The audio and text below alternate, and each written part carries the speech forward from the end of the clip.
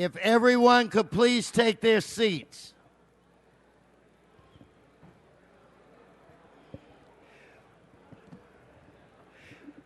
We are going to begin today's council meeting.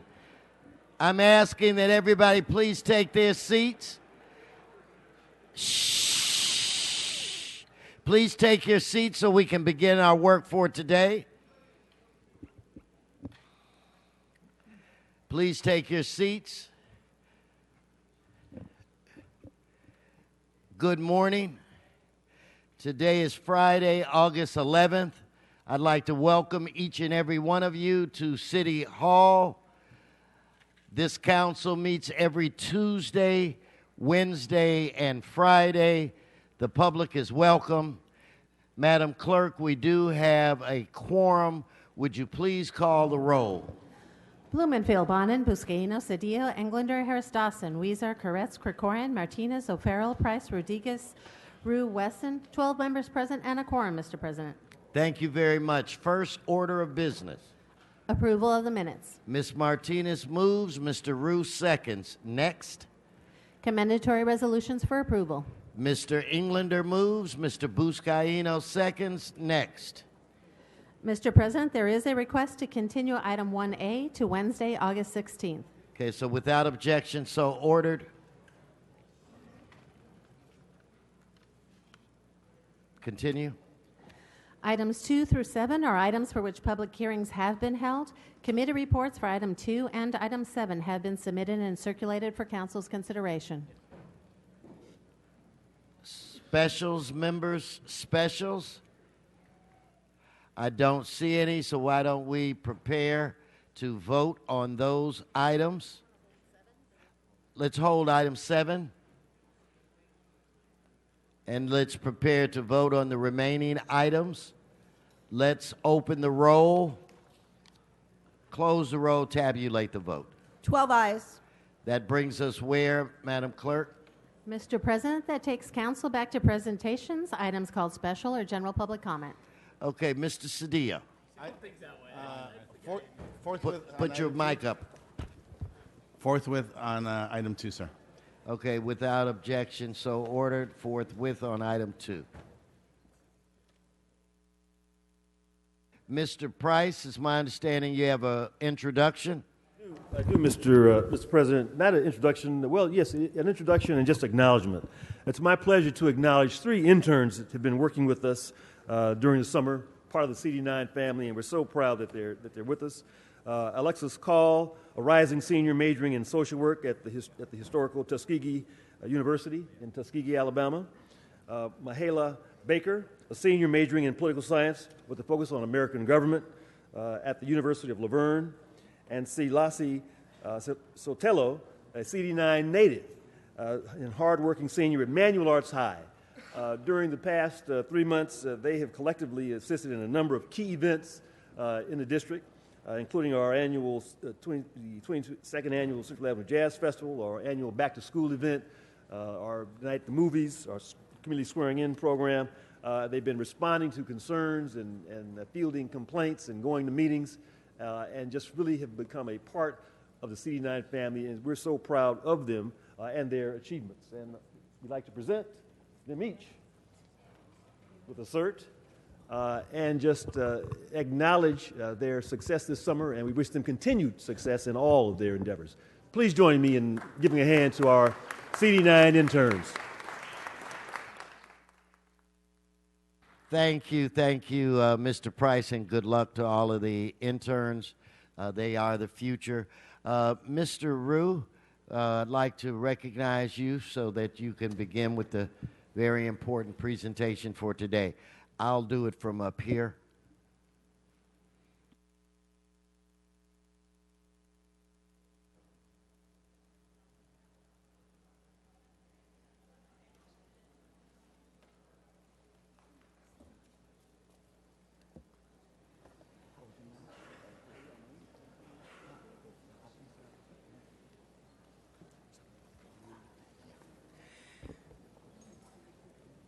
Thank you, Mr. President and council colleagues. I believe many of the other community leaders are filtering in as the Olympic folks filter out.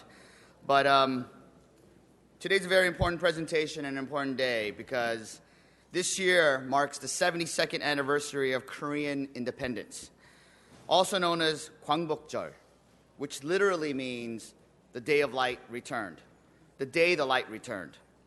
In 1945, Korea gained independence from Japanese colonial rule. As a result, many people worldwide recognize August 15th as independence and to celebrate the rich Korean history and culture. In Los Angeles, hundreds and thousands of Korean Americans dedicate their lives to teaching, inventing, building, and making a difference in the community. They contribute to the rich tapestry of our city. Busan, our sister city, is the largest port in South Korea and serves as a vital economic connection to our ports here in San Pedro. The International relationships was recognized by iconic gifts from Busan, such as the Korean Friendship Bell, located in Councilmember Joe Buscaino's Angels Gate Park in San Pedro, and the famous Korean Navy turtle ship here in City Hall. Additionally, with the popularity of Korean culture, K-pop music, K-dramas, Korean barbecue, and Taekwondo have added to the diversity of our city. However, as we celebrate Korea's independence and reflect on our past memories, we must also recognize the dangers that threaten the lives of Koreans and Americans in the present. Like all Americans, I am concerned about North Korea's continuing display of military action and dangerous rhetoric. This is not the time for any side to escalate the language of warfare and to introduce the threat of nuclear weapons. Citizens worldwide, and especially Asian Americans, are also painfully aware of the unspeakable tragedies that result from weapons of mass destruction. And this week marks the 72nd anniversary of the bombing of Hiroshima and Nagasaki. The cost of maintaining peace is often difficult, but it's always better than paying the ultimate price and tragedy of war. And when it comes to nuclear weapons, we must all collectively say, never again. Today, I'm proud to be joined by leaders in the Los Angeles Korean American community to recognize this important day. We have Yu Hak-suk from the Consul of the Republic of Korea, the Korean National Association Memorial Foundation, the Young Korean Academy, or Hungsadang, the Tosan Anchang-ho Memorial Foundation of America, General Kim Cha-jin Memorial Foundation of America, the Korean American Coalition, the Koreatown Youth and Community Center, Korean Churches for Community Development, the Korean Chamber of Commerce, the Pyeongchang LA, 3.1 Women's Association, Korean Women's International Network, the Korean American Manufacturers Association, the Korean American Garment Industry Association, the Koreatown Immigrant Workers Association, and the Korean Veterans Association. And with that said, I'd like to turn the mic over to our council president, Councilman Wesson. Thank you, Mr. Ryu, and to our distinguished guests, 안녕하세요. Thank you for all that you have done for the great city of Los Angeles. We are a better city because of your participation. And I think that it's important that we recognize the day that the light returned. It is important for us to always remember things that occurred in the past so that we can do everything that we can to make sure that they do not occur in the future. I can remember when our city was struggling, in particular in the mid-city area, when we could not pay to have investors come into the Koreatown area. And the Korean community banded together, acquired property, fought and scraped, and kept that area alive to the point now where it's one of the most vibrant locations in the city of Los Angeles. You are responsible for that because you did that when no one else did. and the city is only as strong as its weakest area. So I have to compliment you for taking the Koreatown portion of the city of LA and making it unbelievably strong. For everything that you and your people have done for the great city of LA, I say in my very limited Korean, Taedanhi 감사합니다. We are very appreciative for everything that you've done. You should give yourselves a round of applause. Give yourselves a round of applause. One of the things that makes us the greatest country in the world, even with our flaws, the greatest city in the world here in Los Angeles, is our diversity and the way that we get along and the way that we work together and our commitment to make this city a world-class city. So we are a better city because of your participation, and many of us seated around this horseshoe are better men and women because of our association with you. So this day, this important day, remember the day that the light returned. God bless you all, and thank you for your service to the greatest city on the planet. Back to you, Mr. Rue. Thank you, Council President. Thank you. And on behalf of the Korean American community, I'd like to introduce Mr. David Choi, who is the Vice President for the Korean American Federation of Los Angeles.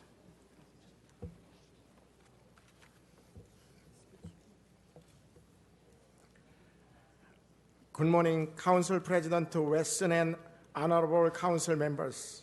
On behalf of the Korean American Federation of Los Angeles, I'd like to thank you for celebrating the 72nd Korean Independence Day. The day is significant for all Koreans across the globe. August 15th marks the day when the Korean Peninsula was liberated from Imperial Japanese colonial rule and when autonomy was rightfully restored. The city of Los Angeles shares a historical connection to Korean independence.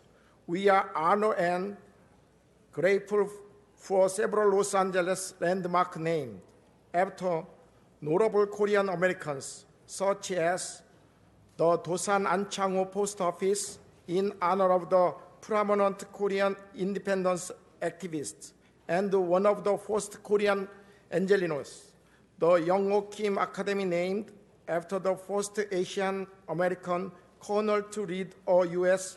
battalion in war, and the Samiri Square and the Dr. Samiri Medical and Health Science Magnet School, honoring the 2 times U.S. Olympic gold-winning champion and the Korean War veterans. As Los Angeles prepares to welcome people of diverse nations to the 2028 Olympic Games, we are reminded that our city's greatest strength has been its openness. Los Angeles has been a true sanctuary for those fleeing oppression and seeking freedom, a place for people to follow their dreams. We are celebrating Korean Independence Day. We are also inspired by a city that has embraced the many Korean Americans who have come to call Los Angeles home.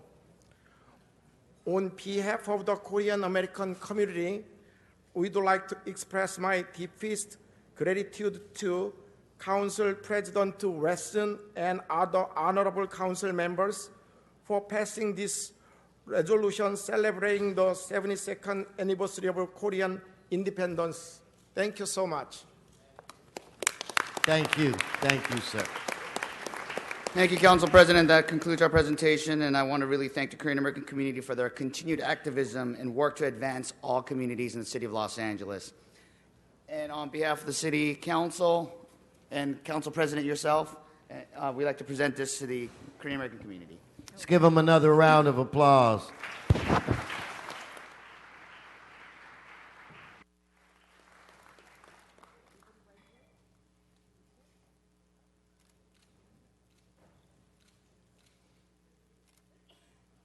Again, thank you, Mr. Rue.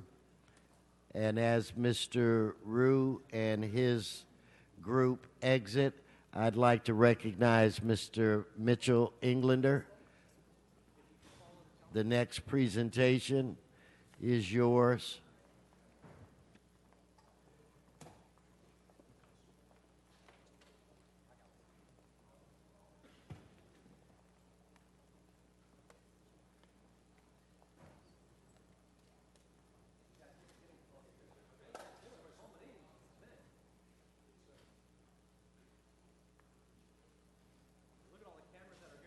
Too. Mr. President, this is one of the best presentations that I'm honored to give each and every year, except this one is even more special. And in fact, to the students that are here to our E12 class, look at all the cameras that are here for you today. This is phenomenal. The other day, I actually had the honor. I had the honor of presenting an internship class for Councilmember Marquise Harris Dawson. And he had 20 interns. 20 interns. And I heard all the council members coming up to him afterwards. 20 interns. That's incredible. How did you manage that? Today's our 5th year of our E12 program, and it's the largest class ever at 21. You saw that coming. This is really cool because we did a rigorous 10-week program that empowers our young leaders and embraces civic engagement, teaches them about social responsibility and working with the city council office and the city as a whole, and strive, and the whole idea is to make Los Angeles and their community a better place. These are all students with exceptional GPAs, but we wanted more this year. So we had a very stringent application process where students had to demonstrate formal leadership strengths and a desire to improve the quality of life in their own neighborhood, the ability to identify key issues within their own community, and a passion for effective leadership and public service. And let me tell you, they stepped up big time. We have the best class. Loved all the other 4 years. These guys were incredible. They took site visits, didn't just work out of the office. They went to LAPD Devonshire Division and met with the officers and found out what is really behind the badge and what happens there. They visited the San Fernando Valley Rescue Mission, where they worked with our homeless population and learned what it takes to make it success and turn a family around and to get involved. They visited the Valley Relics Museum because the history of the valley and where we've come from is just as important to where we're going, so we can preserve and protect our heritage. And of course, visiting downtown, the hub of the economic engine of Los Angeles. They learned about all kinds of local civic issues, from homelessness and public safety, community relations, and local history. Then they participated in group discussions where there was a collaboration of ideas and leadership skills. They talked about and shared their ideas on public policy and fostering group collaboration, communication skills, and most importantly, as we all know, networking. So I want to thank this class. In fact, they're going to facilitate our first Englander Leadership Institute for their peers this fall at Griffith Park. Now, I want to recognize Sydney and Joel and Micah, Mary, James, Alan, Diego, Sarah, Sierra, Leonardo, Daniel A., Sarah, Danielle, Yash, Robert, Anna, Danielle K., Manasi, Caitlin, David, and Stanley. Let's give them all a huge round of applause.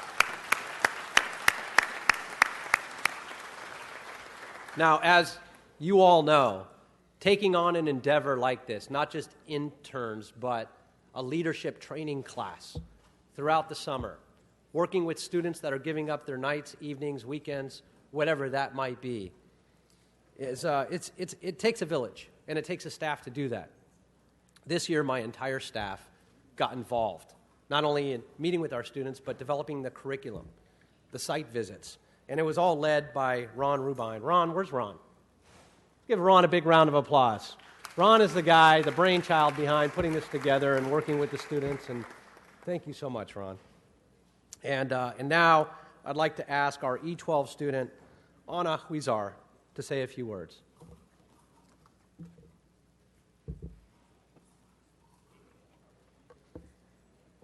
Good morning to everyone. It's a great honor to be here today. First, I would like to start off by introducing myself. My name is Anna Weezer, and this upcoming Monday, I'll be a senior at Granada Hills Charter High School. I am proud to say that this summer I was given the opportunity to take part in the E12 Excellence in Education program, a program that has indeed been a life-changing experience for me.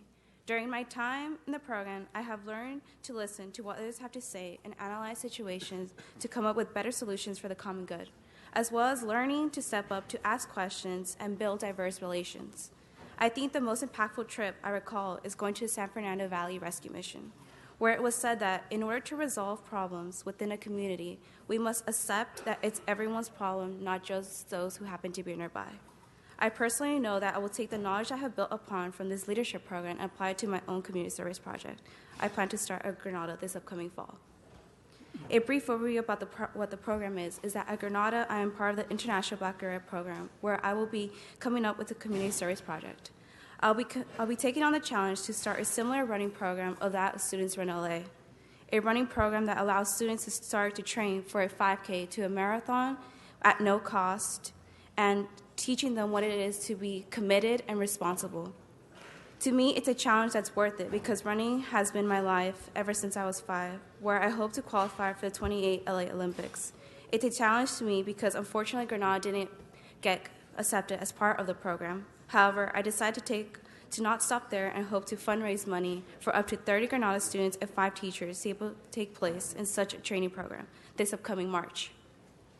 I will take what I have learned from outreaching in the community along with some volunteers to obtain local sponsors, donations, and, more importantly, support. I've learned how to outreach to others much more efficiently, embrace opportunities so I can know what it is in the future. The most important that I've taken from the program is that in order to succeed, you must be yourself, not pretend to be someone who you're not, build diverse relations, and be willing to follow and lead other people. Going towards the end of the year, all of us are undergoing new changes, whether they be local, state, national, or in terms of political, economical, and social aspects. As those changes begin to affect us, there are people out there attempting to make not just our community a better place, but the world itself. However, it takes one person to step up for a cause, and it takes a community to unite to be stronger. And by working together, a greater community can be made. Saving the best for last, I would like to thank the E12 family and Councilman Mitchell Englander for granting me and all of us the privileged opportunity for the great experience and being able to be here today. Thank you. Wow. That was awesome. That's what I'm talking about. That's incredible. And, that was beautiful. And you captured it. You nailed it. The whole idea that we can work with young people, this position affords us certainly the opportunity to help. And we all know that we're the complaint department, that most of the calls that come into our office about issues affecting residents and businesses in our community are what we get all day long.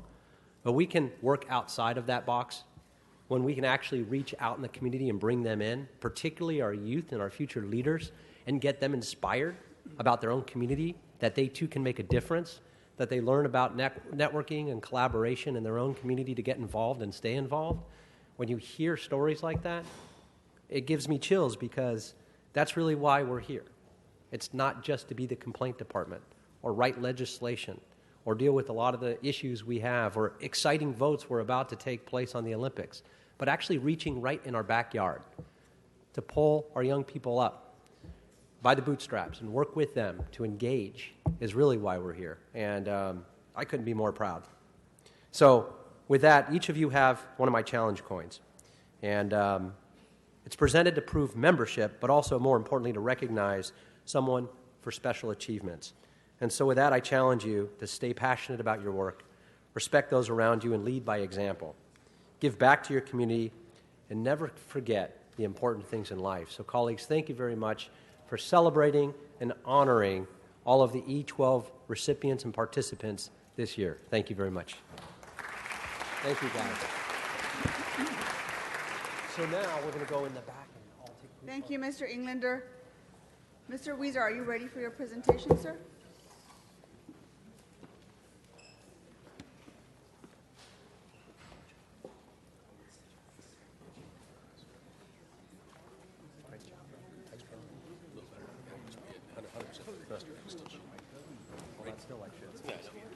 I'll see you in the back.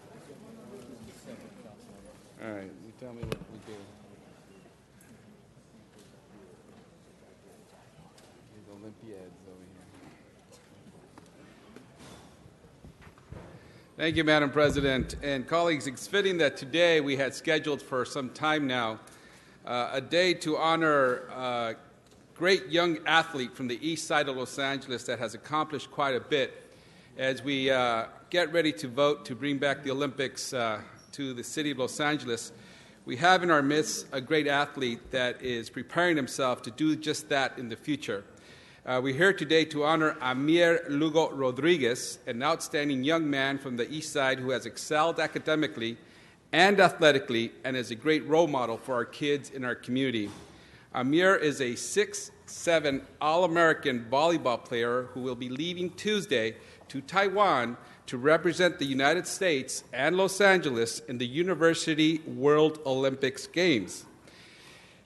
Coach called, unfortunately, an emergency practice meeting this morning. He could not be with us. So while that is disappointing for us, we hope it's truly unfortunate for the other teams from around the world as they face a well-prepared U.S. team. Representing Amir today is his father, Jorge Rodriguez, and here as well are the famous Rodriguez brothers from the east side. Gil, I think you know them all very well, right? Amir Lugo Rodriguez is a proud alumnus of my alma mater, Bishop Mora Salesian High School. He's from the class of 2012, where he earned all CIF honors and was named the Santa Fe League MVP as a senior.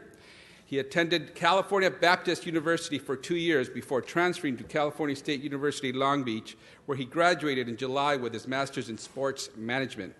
Amir's accomplishments are quite remarkable. Amir's Long Beach State men's volleyball team excelled and made the NCAA tournament Final Four 2 years in a row in 2016 and 2017. And Amir won the 2017 Off the Block National Blocker of the Year Award, a distinguished recognition for volleyball athletes. He also won the 2017 Ryan Miller Award as the best middle blocker in the country. And he earned first-team All-American honors from the National American Volleyball Coaches Association, who also selected him to represent his country at the University World Olympics. Once the University World Olympics are over, Amir will fulfill one of his life's goals coming out of Salesian High School when he moves to France to play professional volleyball. Amir is an example to all our youth that if you work hard and focus on your goals, all is possible. Amir's story is truly an example of a determined young man who worked hard to become one of the best volleyball players in the country. And for Boyle Heights and the East Side, we are very proud of him. He is a rare All-American honoree in any sport, and very proud that regardless of whether he comes from the East Side or not, we as Americans are very proud of him as well.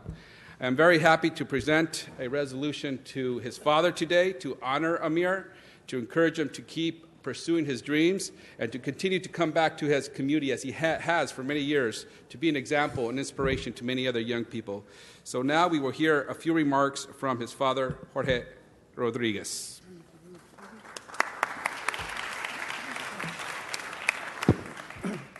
Yeah, I have a short statement from my son, Amir.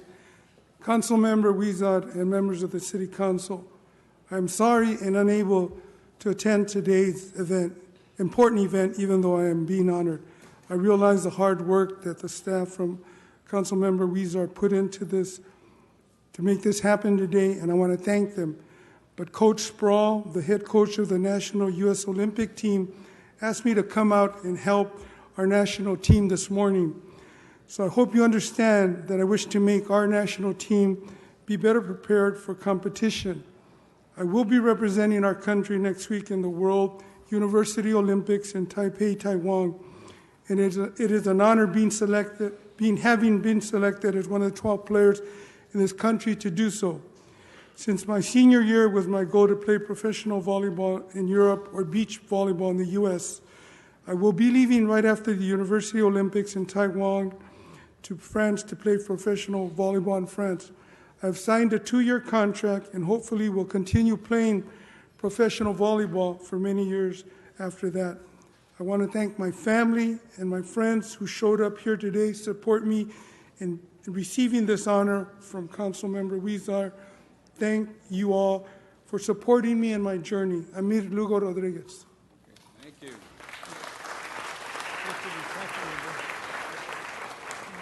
Thank you very much. And on behalf of the city... Mr. Yes, sir. Huizar, before you do that, if I could recognize Mr. Cedillo at this time. Thank you, Mr. President. Let me take this very rare opportunity to welcome the Rodriguez family for being here today. I've known them much of my life. I met Jorge when I was 14 or 13. Jaime is a great friend to my mom and his son. We're dear friends of my mom. Jacobo, a dear friend of my dad. And Antonio, a mentor of mine, is one of the first positive role models I met at UCLA.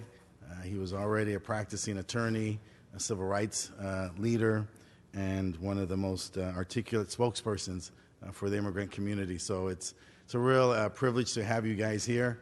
You may also know that their brother also, before he passed, ran one of the most successful Mexican restaurants led in the culinary efforts that are now very prominent, the La Serenata restaurants that were just a staple here of Los Angeles before his passing. So welcome. I'm just excited that you're here.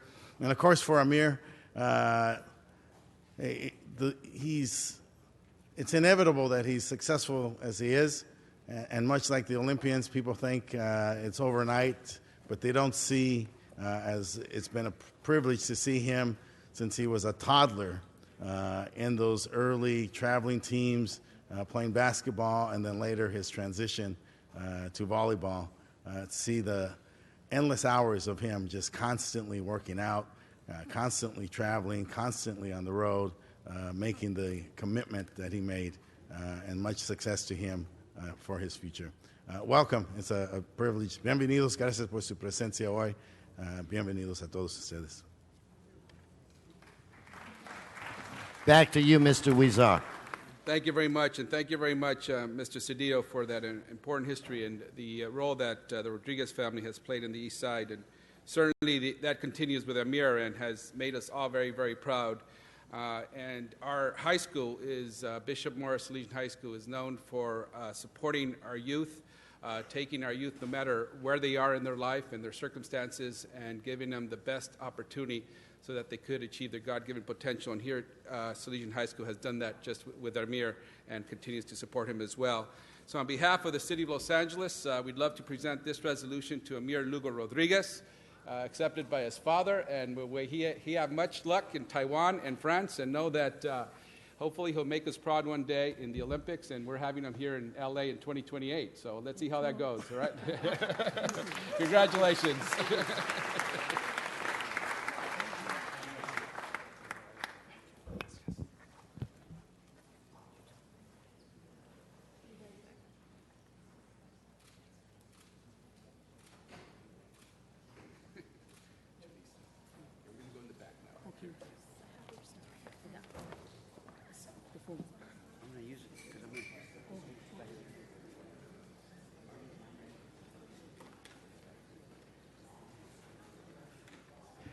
Okay, thank you, Mr.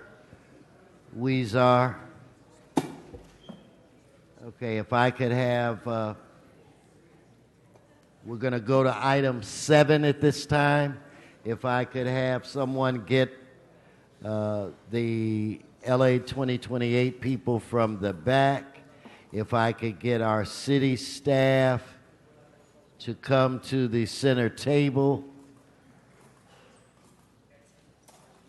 I'll need some more chairs around the center table, because I'd also like to make sure that we have Mr. Carl Lewis, Janet Evans, and John Neighbor at the center table as well.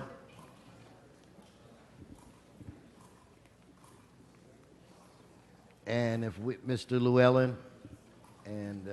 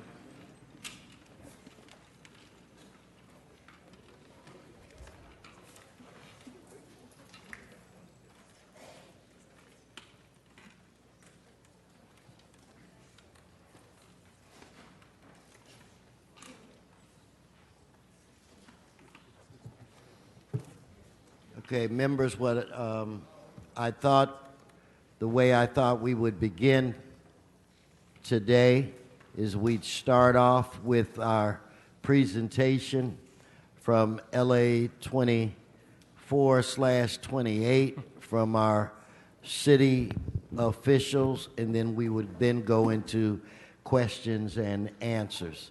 So with that said, Mr. Wasserman, the chair of this Herculean effort, I'd like to recognize you. Thank you, Council President, and I want to thank the entire Council. We're very proud that the Council unanimously voted to approve our bid and authorize the city's signing of the host city contract for 2024. And since July 11th, we have always been open to 2028, and we had 2 points of negotiations in our deals with the IOC in planning for that. The first was to provide funding to operate the OCOG for an additional 4 years, and secondly was to begin to invest and create a legacy of the 2028 games immediately. The new host city contract achieves these goals, and the deal was already good for LA, and it got better. The IOC is contributing $2 billion for 2028 instead of $1.7 billion for 2024. They've agreed to waive certain payments and royalties, saving tens of millions of dollars from direct line items in our budget. They've agreed to advance us $180 million to support the additional years of operation. And we have an incremental 2 years for the commercial program to sell sponsorship and other commercial rights. LA 28 also retains the entire IOC share of surplus, resulting in our share increasing to 80% of the surplus to be used for the general benefit of sport and youth in the host city and country. The IOC Evaluation Commission has also noted a number of significant cost-saving opportunities in the LA 2024 plan that we intend to realize for the LA 2028 plan. In addition, LA 2028 commits to provide up to $160 million to support city youth programs before the games even begin. In the months ahead, we'll adjust our fiscally prudent budget to add the $160 million of support and to increase our revenue forecast, increase based on the commitment from the IOC for the 2028 games. The 2028 plan is the same as the 2024 plan. The venues are the same. The village is the same. We don't have to build any new venues, any new housing, or any infrastructure to host the Olympic Games. I'm excited that with today's vote, we will have guaranteed a win when only one other United States bid has won a competitive race in Summer Olympic Games bidding history. And we brought the games back to Los Angeles. We'll continue Los Angeles' tradition of running the games in an inclusive and fiscally responsible way that leaves a lasting legacy for generations to come. Now I'd like to turn it over to Gene Sykes, our CEO. Thanks, Casey. It's an honor to again be before the council. We've had a very close and productive working relationship with the city for more than 2 years. I want to offer special thanks to City Attorney Mike Fewer and Chief Deputy Jim Clark, ably represented today by Dan Kreinbring, Chief Legislative Analyst Sharon So and her excellent team, and City Administrative Officer Rich Llewellyn and his excellent team. I want to thank them for their thorough review and collaboration in our mission to deliver an Olympic and Paralympic Games that benefits Angelenos for generations to come.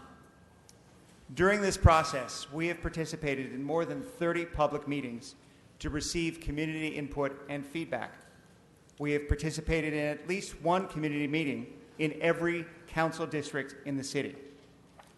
We participated in 10 City Council ad hoc committee meetings, 4 LA City Commission meetings, 3 state legislative committee hearings, 2 Facebook Live question and answer sessions, and many civic events throughout Southern California. They include 2 ciclavias and another one coming this weekend in San Pedro and Wilmington. LA Pride, the Rose Parade, the Kingdom Day Parade, the Golden Dragon Parade, the LA Times Book Festival, the LA Hacks Hackathon, and 2 Olympic Day celebrations. Even though the Olympic and Paralympic Games are years away, we have already signed up more than 14,000 volunteers who have committed to perform community service throughout LA. They've already volunteered at Heal the Bay, in Venice, and Friends of LA River cleanups in the Valley and Long Beach, Special Olympics in Long Beach, the United Way Food Drive, the Angel City Games, the LA Marathon, and the U.S. Olympic Trial Marathon, and the LA Regional Food Bank. We have consistently found widespread public support for hosting the Games. A February 2016 Loyola Marymount poll found 88% support for LA 2024. A February 2017 IOC poll found 78% support for LA 2024, with only 8% opposition. Then LMU just finished a new poll around 2028 and found 83% support for LA 2028. Support is even higher among people of color, with 85% of African Americans supporting LA 2028, 85% of Latinos, and 85% of Asians. The Olympics uniquely attracts support across the political spectrum. 85% of liberals support us, and 84% of conservatives. 85% of LA renters and 82% of homeowners support the Games. 70% of Angelenos say they would attend some of the events in person, and this is remarkable, but 44% of Angelenos have expressed interest in volunteering during the Games. It's not unreasonable for us to say that we expect tens of thousands of volunteers for 2028. There were 34,000 volunteers in our community for the 1984 Games. We are very happy with the memorandum of understanding agreed to between the city, LA 2028, and the U.S. Olympic Committee.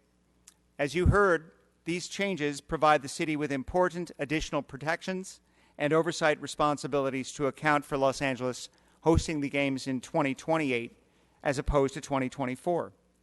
Hey, Jim, pull your mic a little closer, see if it works better. It is a framework for a close and productive relationship in the months and years ahead. As you know, we will want to secure new state legislation to support the 2028 Games and are very happy that the Senate President Pro Tem and Assembly Speaker have committed to sponsoring such legislation in the next legislative session. Their support is much appreciated. And now I'd like to introduce our Vice Chair, Director of Athlete Relations, and 4-time Olympic champion, Janet Evans. Thank you, Gene. And hello? There you go. Thank you, Gene. Good morning, Council President Wesson, council members. I am honored to be in front of you here today. I am also honored and humbled to introduce the nearly 50 Olympians and Paralympians that we have present in chambers this morning to support bringing the Olympic and Paralympic Games home to the great city of Los Angeles. So I'm going to ask each Olympian or Paralympian to either come forward or stand as their name is called and to remain standing. In no particular order.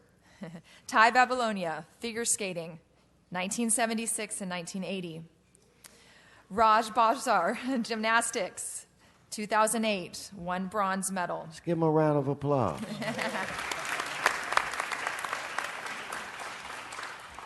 Okay, we got Raj. Ray Brown, track and field, 1968.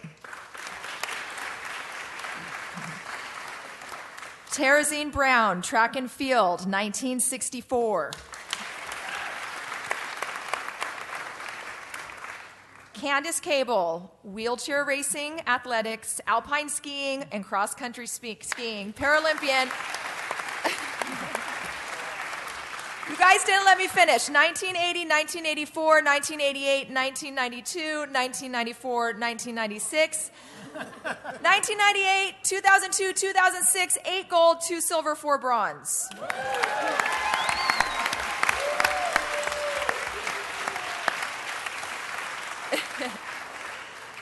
Allison Compton, sitting volleyball, Paralympian, USA, 2004, won bronze. Anita DeFrance, our IOC member, 1976, rowing, bronze.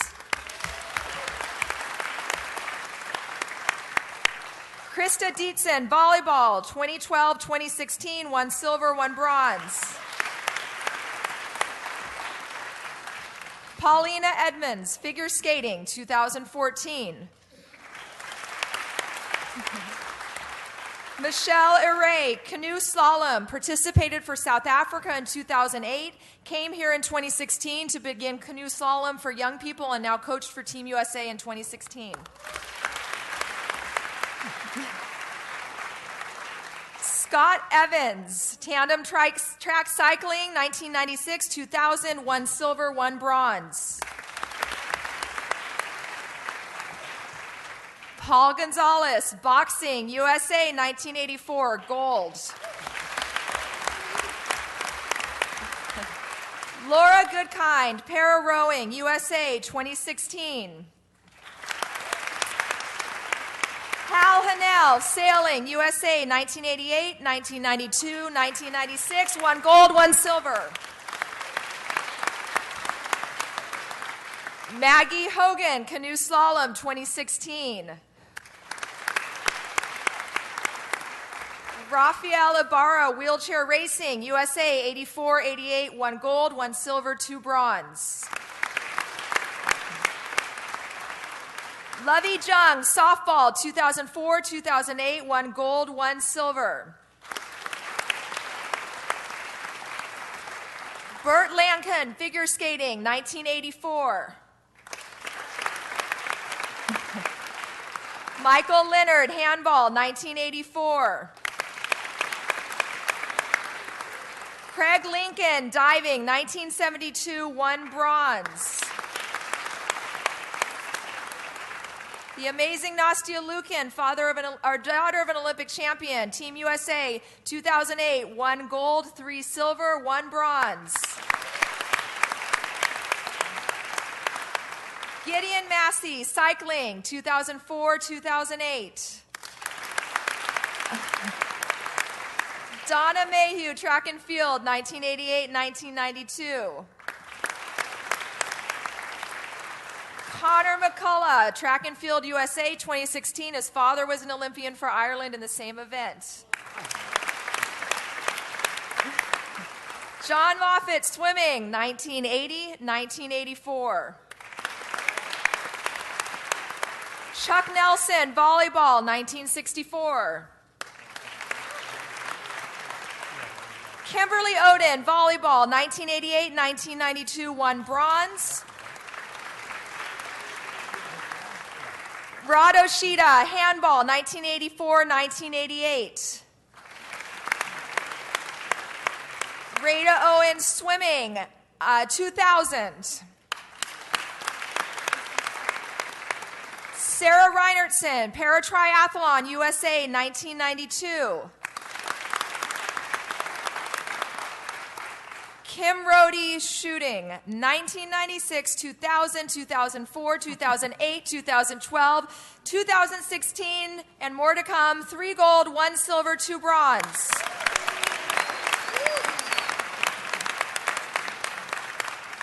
Marcus Rogan, swimming, Austria, 2000, 2004, 2008, 2012, 2016, sports psychologist as well for Brazil, 2 silver.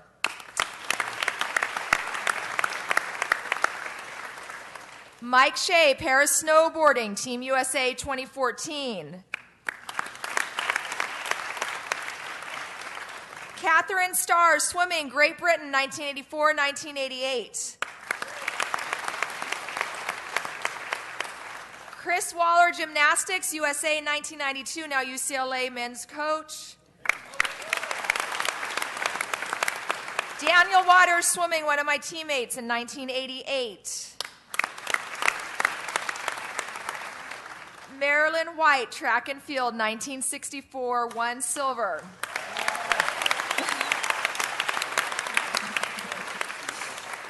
Jeff Williams, track and field, USA, 1996.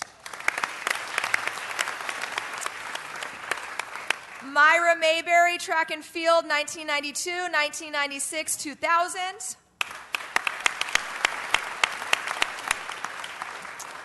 The amazing Valerie Briscoe, one of my heroes from 84, track and field, USA, 1984, 3 gold medals.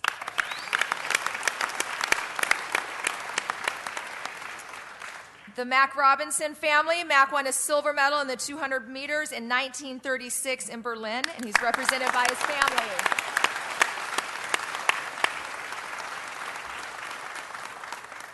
John Neighbors, swimming, 1976, 4 gold, 1 silver. And finally, last but not least, Carl Lewis, track and field, 84, 88, 92, 96, 9 gold, 1 silver.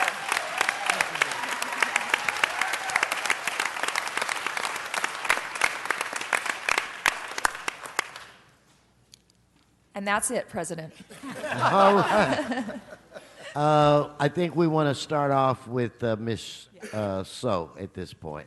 That's a hard Oh no, no. Then you no go. Oh, is it going to be John or Mr. Lewis? Okay. Mr. Lewis, floor is yours. Well, first of all, thank you, Mr. President and Council.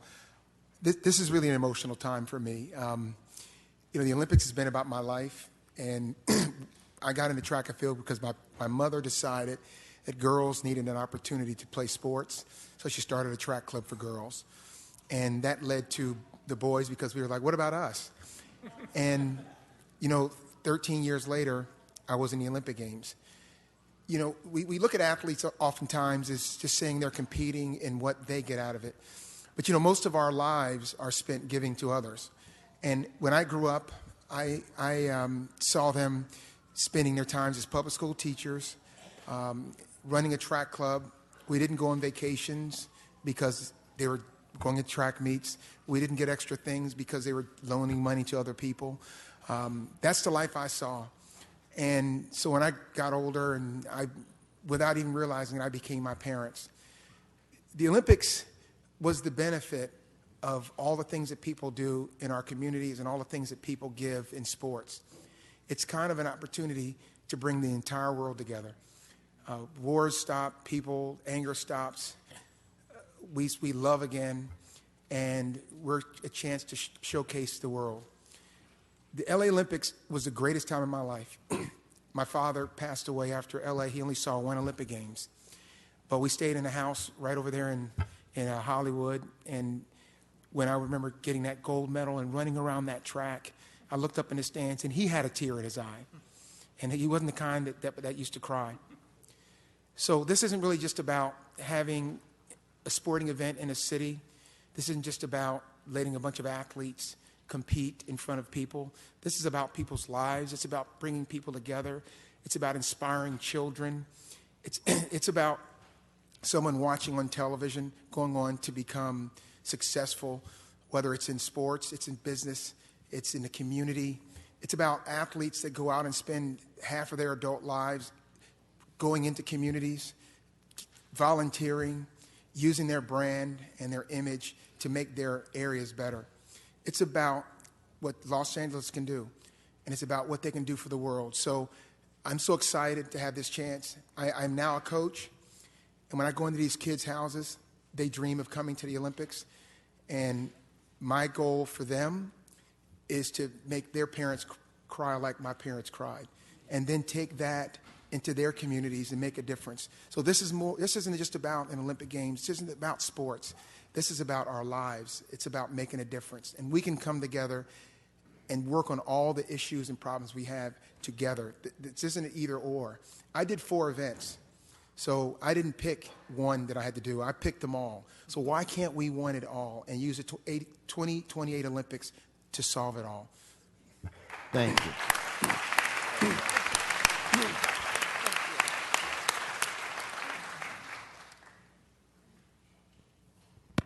I don't want to call the wrong person, so I just did this. I'm sorry, that's a real tough act to follow. So I You will can be, do it. I will be brief. Sharon So with the CLA's office. The item before you is an ad hoc Summer Olympics Game Committee report relative to pursuing the 2028 Games. The recommendations before you would be for the council to endorse the city's candidacy for the 2028 Games, as well as approving and executing the tripartite agreement and memorandum of understanding, and authorizing that the city provide written guarantees on signing the host city contract, as well as addressing any financial shortfalls should they occur. Also included in the committee report is a resolution to pursue or sponsor state legislation to provide some additional financial backstops should it be necessary, as well as other actions related to moving forward on this proposal. If you, before we get to Rich, and then when we get to Rich, if you'd spend an extra minute going over the budget, going over, because there's been a lot of concerns about this being rushed, the budget, what kind of safeguards and protections. So if you and then Mr. Llewellyn could do the same thing. So I will start. The comments about whether this budget was rushed. So we've been actually working on this for 2 years. The effort actually started with the 2024 Games candidacy. And in the last 2 years, there has been extensive effort to minimize any financial liability that could occur to the city. And those started with the joinder agreement that was executed way back when, that involved transparency, and as well as working together to identify and protect any of the city's general fund. During that time, there was also efforts to move away from building a lot of infrastructure. Of great concern 2 years ago was the Athletes Village. And with the choice of using UCLA as the Athletes Village, that minimized that risk. In addition to that, during your council approval back in January of the 2024 Games, there was an extensive effort to negotiate an MOU that provided additional protections to the city, namely directed towards transparency, reporting requirements, greater representation on the organizing committee board, as well as a contingency that would require your approval if there was a need to go into that contingency. There was also approval rights for the council as it related to the opening and closing ceremonies, as well as any venue changes, because clearly if the council is going to put the city at risk for any financial risk, that the city should also benefit for the events that would occur in the city. And so there is consent rights negotiated to ensure that any events that would be, if there was a decision to relocate, it would require your approval. So those were a number of the things that were put into place during the last negotiation. Now we have the opportunity to host the 2028 Games. And so we built a lot of the momentum to protect the city. In that MOU, we actually enhanced those provisions. All of the provisions from the 2024 MOU are carried forward into the 2028 Games MOU. But in addition to that, there are some notable changes. The notable changes include an increase in the contingency. There's an increase in reporting requirements. There's a requirement for a budget validation that, while not required by the IOC, the council through the MOU required a budget validation. So that was something that you requested. It will be included for the 2028 Games. And more importantly, there is going to be a requirement for a host city contract insurance policy to address any unforeseen circumstances that may arise as a result of our performance of this host city contract. And in addition to that, we had already discussed previously the host city contract itself, which provides additional financial support for a 2028 Games that did not exist for 2024. And so that provided some additional protection to the city as it relates to the budget. So with those two things, the committee this morning took those into consideration and is making the recommendation to the council today to suspend our candidacy for the 2024 Games and to move forward and pursue the 2028 Games. Council members, as it's difficult for Ms. So to follow all those Olympians, it's difficult for me to follow Ms. So. But I do just want to repeat that as LA 28 has outlined the new, and our reports outline, the new host city contract provides significant financial concessions to the city that did not exist before.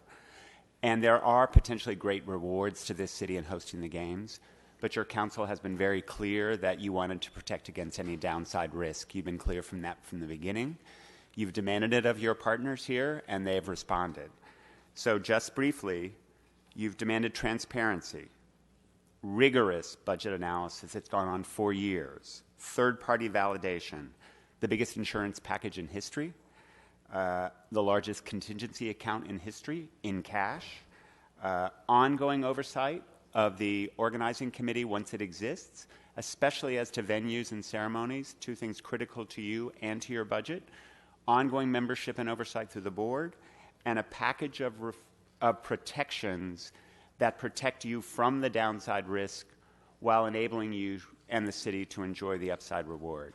We think the package sets the right balance, which is why our report had recommended approval, and the ad hoc committee this morning has forwarded that with a unanimous recommendation that you approve the necessary documents to bid for 2028.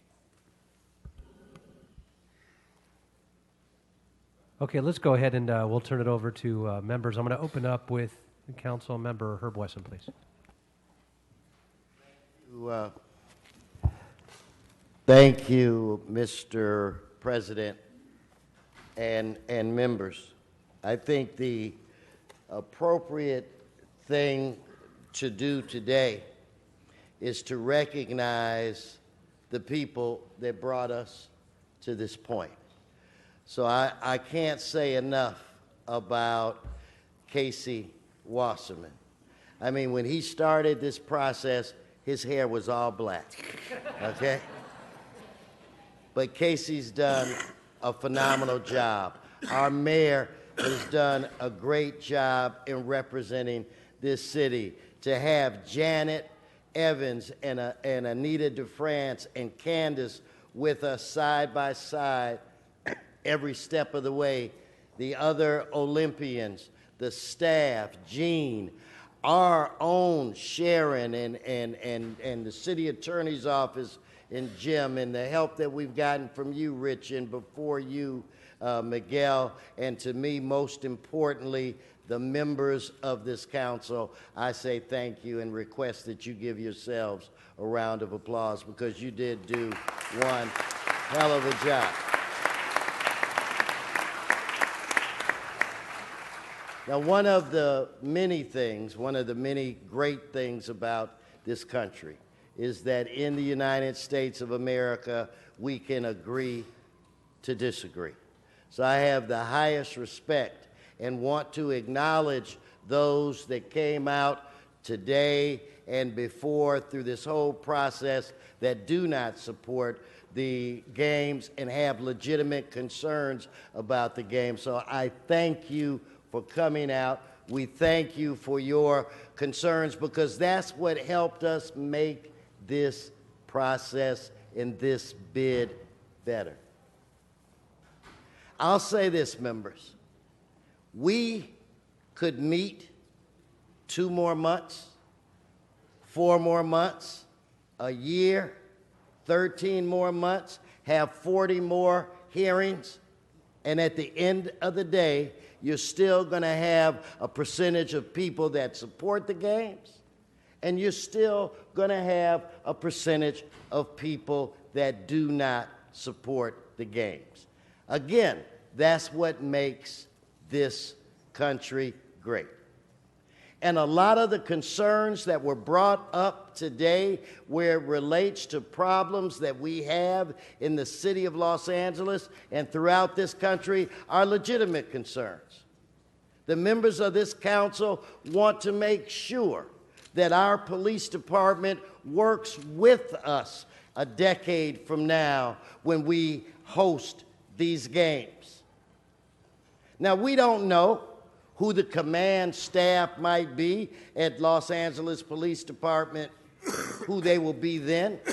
We don't know who the new chief will be, but the members of this council will select that new chief, and his or her views will be reflective of the values of the members on this council and the residents of this city. Where it relates to concerns for immigrants and immigrants' rights, this city has already gone on record, indicating that we are going to be the tip of the spear to protect not only the immigrants in this city, but all of the residents of this city. Where it relates to affordable housing, this council, the state government, the county government, we recognize that that is a significant problem, and we have made a vow to do everything that we can creatively to try to address this. And 10 years from now, we do not want to be moving the homeless out of sight. We want to move the homeless into housing. That will be our goal, and that's what this council wants to do 10 years from now. Excuse me. Herman, sit down, or are you going to be escorted out? Don't worry about him. Let him act up. He inspires me.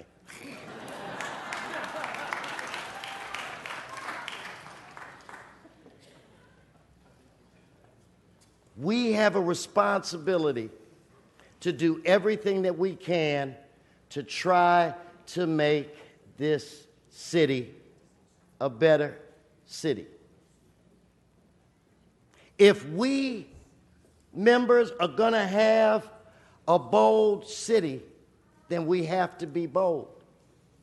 If this city is to be dynamic, then we have to make dynamic changes. If this city is going to be great, then we must dare to be great.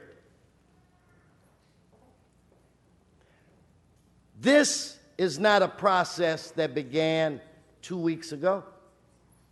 We have been trying to bring the Olympics here, trying to come up with the best proposal for over 2 years. And now we are at a place where we are one vote away from being successful in delivering the 2028 games to not only the people of Los Angeles, but to the United States of America. We represent this great country. I even read some articles where people had suggested that this council, that we have praised that we have praised President Trump. I have not heard that on this council. He won't even be the president in 2028. But we do praise Casey, we do praise our mayor, we do praise the members that put this MOU together, and on every chance that I get, I praise each and every one of you members. Every 4 years in July, we have an opportunity to watch the Olympics. Some of us are fortunate enough to actually go to the games. Mr. Lewis, I saw you make it into the gold medal round at the Coliseum. So many of us have an opportunity to actually see it with our own eyes. The rest of us are glued to our television sets as we watch Team USA compete to bring the gold home. Today, members, that role is reversed.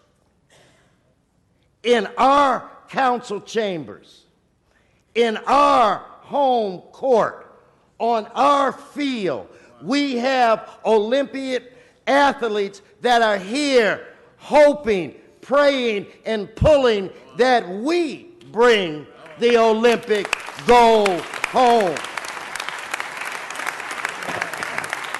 We are a competitive body. That's why we are here. Members, immortality. There are a lot of opportunities in life to be a part of history, but there are only limited opportunities in life to make history. And that is what's before this body on this day. Three cities in the United States of America can claim, 3 city councils can claim that they were successful in bringing summer games to the United States of America: St. Louis, Atlanta, and Los Angeles. We have an opportunity to join that group of illustrious folk. Immortality. But it's going to take courage, because nobody knows what tomorrow will bring. But I know you, I know your heart, I know your commitment to the city of Los Angeles. Let us provide for our athletes the greatest advantage that they could have. Let us give them the home court advantage.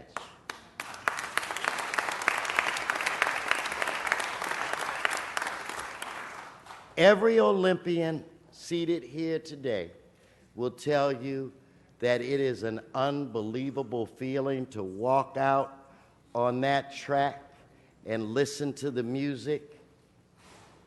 But only a few of them can tell you, like Mr. Lewis, just how special it is to walk out on that track when it is in the United States of America. Members, this opportunity is too great. We cannot pass it up. Who knows what the future holds? But I have faith in you, in this body, that if anything comes up, we will make the necessary adjustments to make this the most successful games in the history of the Olympics. 2 years ago, Mr. Englander, I stood in this very same spot, your chair, in your mic, and I indicated that this was the beginning of the process, not the end, that we were becoming engaged, and I'm going to have a little fun with this, engaged with the IOC, and that we were working on our prenup. Okay, so we have worked out the details of our prenup, and with an affirmative vote from you today, we will be married, and Lord willing, 8 years from now, we will produce a child that will be the 34th Summer Olympiad for the United States of America. I request your aye vote.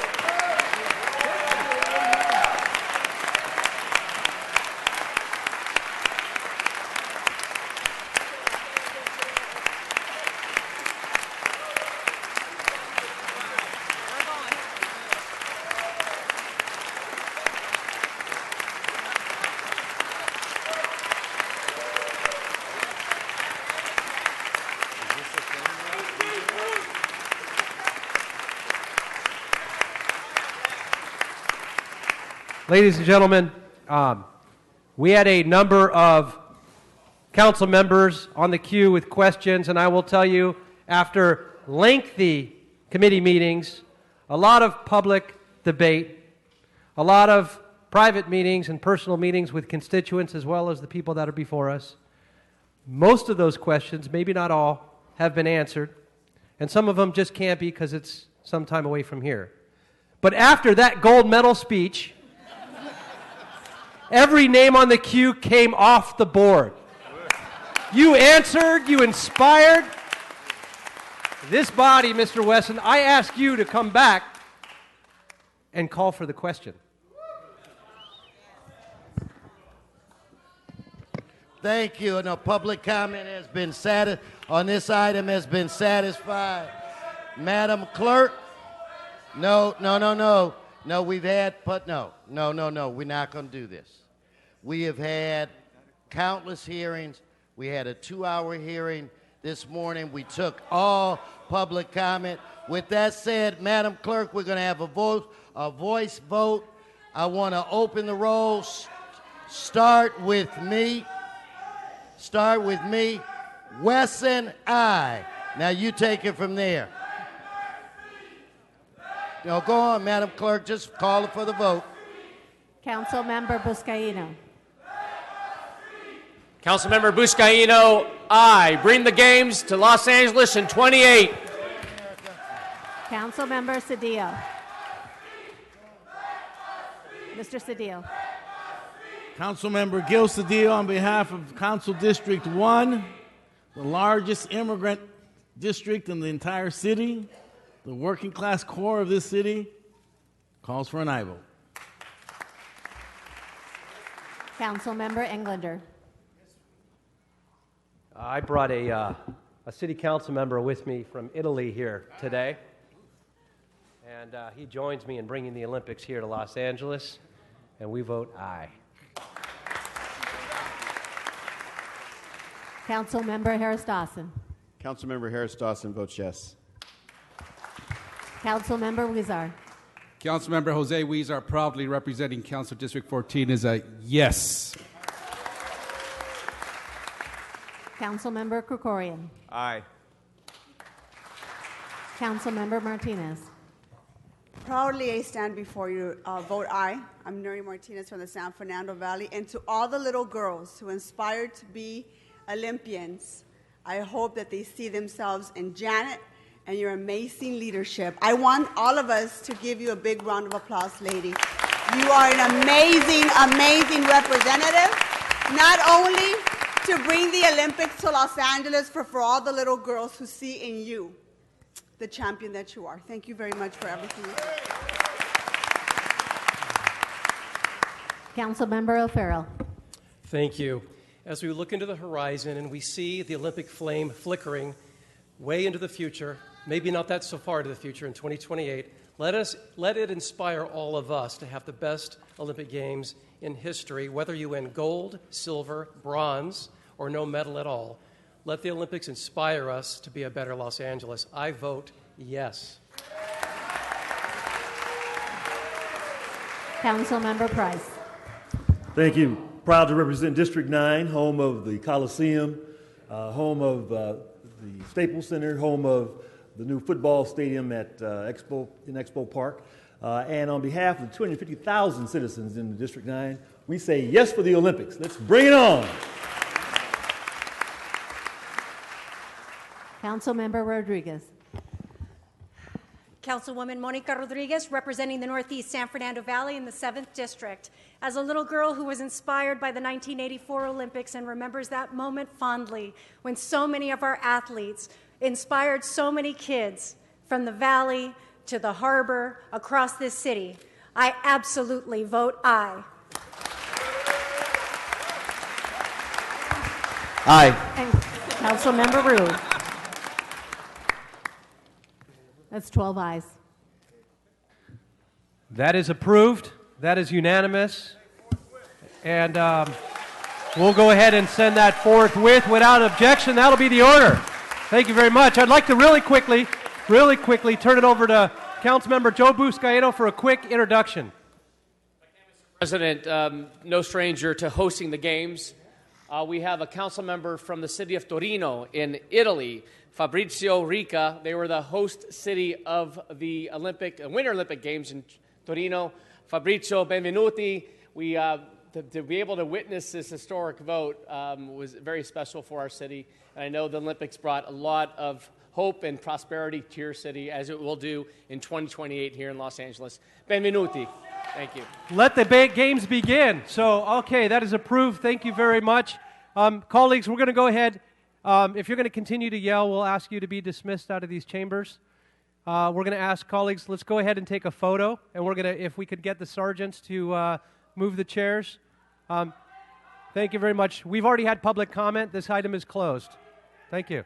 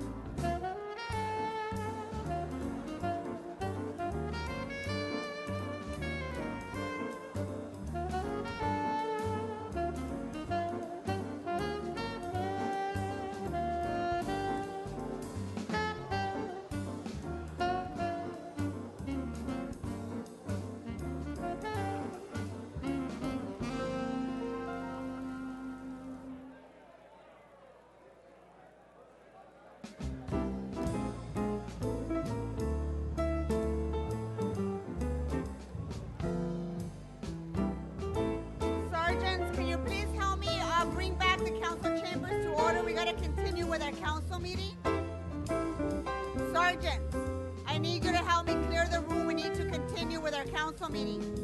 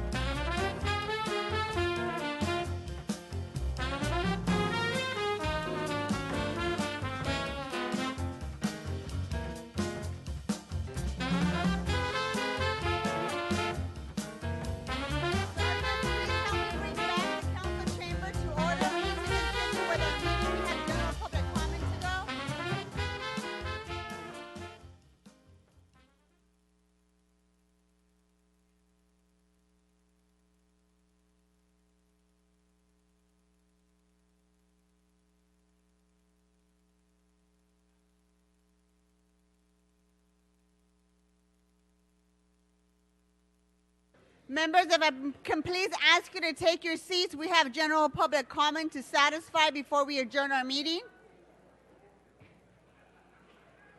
Mr. Cedillo, can I please ask you to take your seat?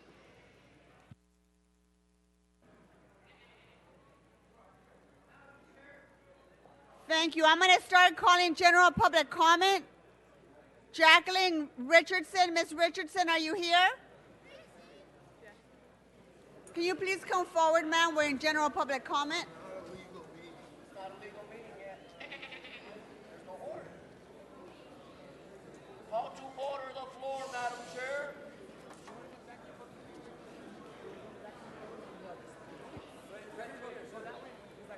Ms. Richardson, followed by Brian Barajas. Mr. Barajas, are you still here? Good afternoon, sir.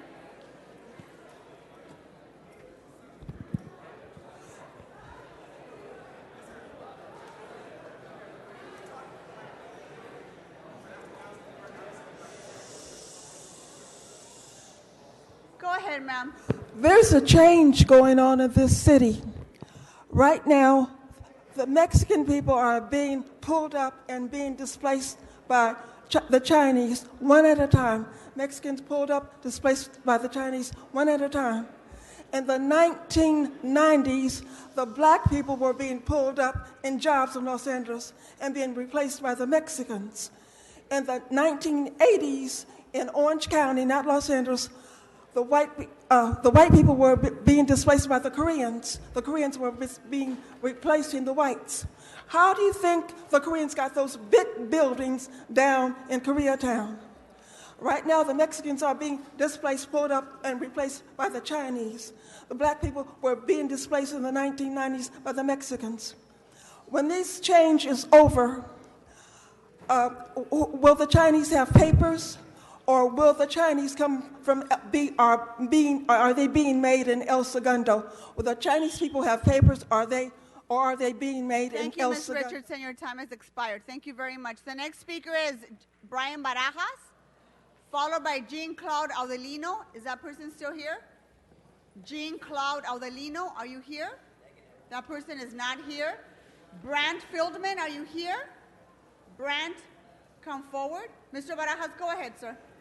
Thank you. I turned in a leaflet, Crush the Coup. There was a recent, The Hill put out a report entitled Former Mueller Deputy on Trump, quote, government is going to kill this guy. This is a former deputy director under Mueller back when Mueller was director of the FBI. The coup d'etat on Trump is very serious.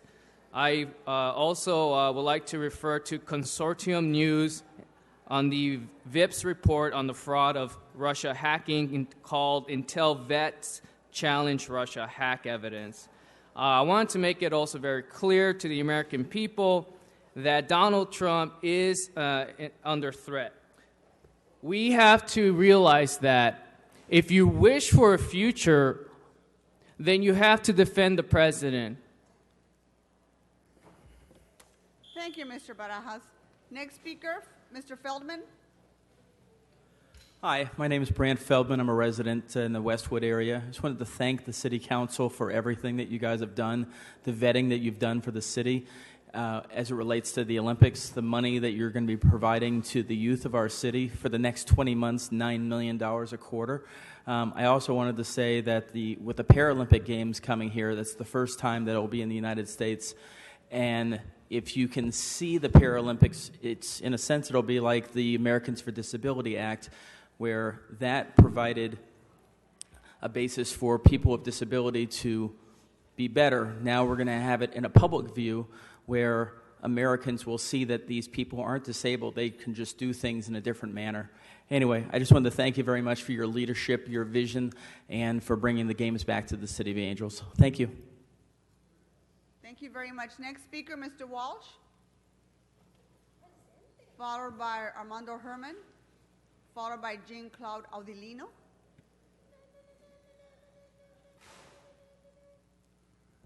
John Walsh, blogging at HollywoodHighlands.org. This was not a legal meeting. You never heard item 7 in front of the full council.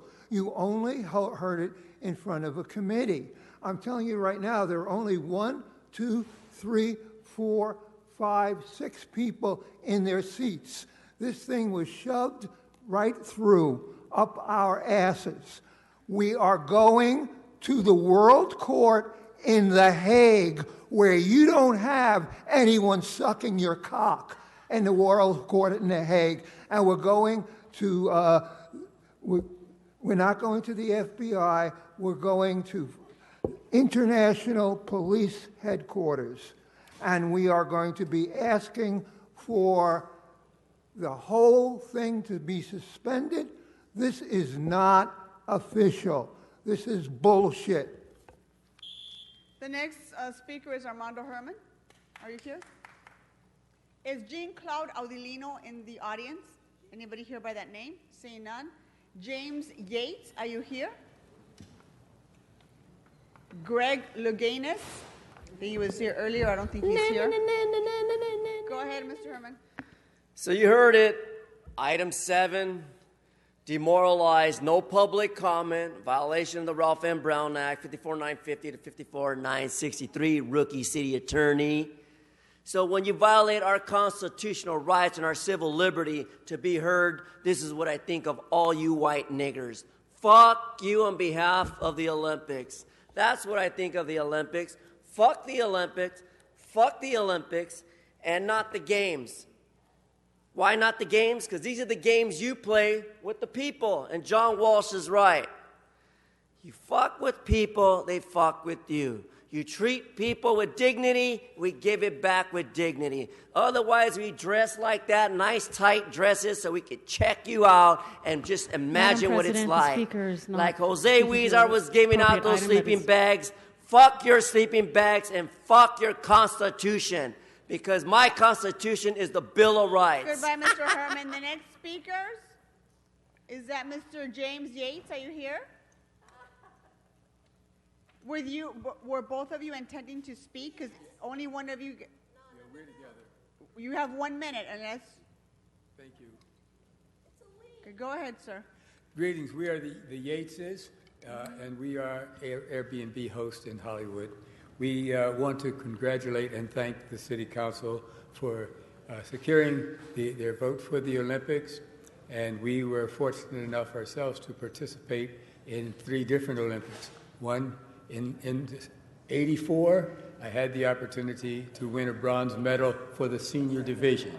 In 88, we went to Seoul, Korea, and we were managing a photo lab in Korea, and Angela was interpreter.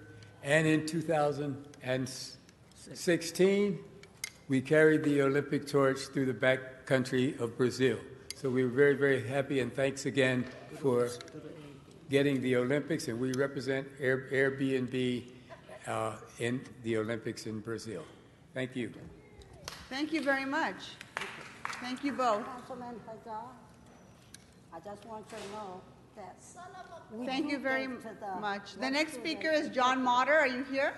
Scholarship. John Motter. There's no one here by the name. Javier Cerilla. Eric Previn. Nurit Smith. Are you here, Nurit Smith? That person's not here. Michelle Saywell. Anybody here by the name of Michelle Saywell?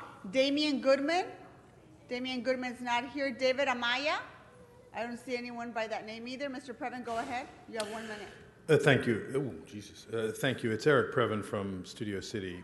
I think that some questions were raised about why you were not able to tolerate public comments during the telecast of this council meeting by so many people who had come down on both sides of the issue. And I really don't accept that you heard it in committee at 8 in the morning at a special meeting. You know, I mean, if we're really going to be the most transparent Olympics ever, I think we have to be prepared to hear criticism sometimes, and I just don't understand why this body would jam it through with people bouncing off the walls and trying to raise their voices. It just doesn't make any sense. And I'd just like to say I'm looking forward to the taste at Paramount Studios, and I would love for all of you to join. We're going to try to have a excessive contribution dunk tank, and we're going to get Mitch O'Farrell, if he will. We're not sure. We're going to ask him nicely. Maybe he would participate, because we have to do something about the excessive contributions and findings by the Ethics Commission, and then no return from our trusted council members.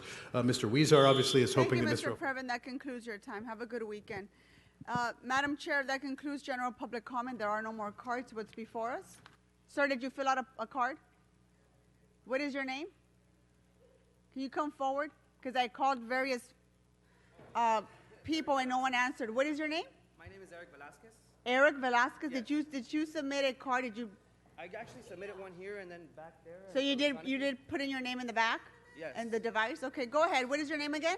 Eric Velasquez. Eric Velasquez. Okay, Yes. You have 1 minute, sir. Okay. So, hold on. Sorry. I wanted to say something. First of all, I don't think the average Angelino will really benefit from the Olympics.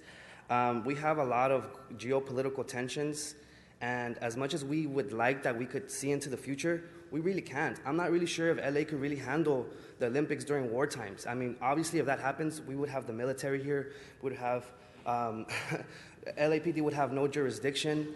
It really worries me because of the rising tensions, both politically and economically and socially. I think these are issues that are very important, and I think that you guys should really think about that, because you guys could potentially put our children, I don't have any, and yourselves in jeopardy, and we really need to know what's going to happen. Mega projects tend to ease resistance to big public spending. Thank you very much for coming. Have a good afternoon. Thank you very much. And with Sylvie Shane, did you just submit a card? I just closed public comment, so can I please ask you to hurry on up?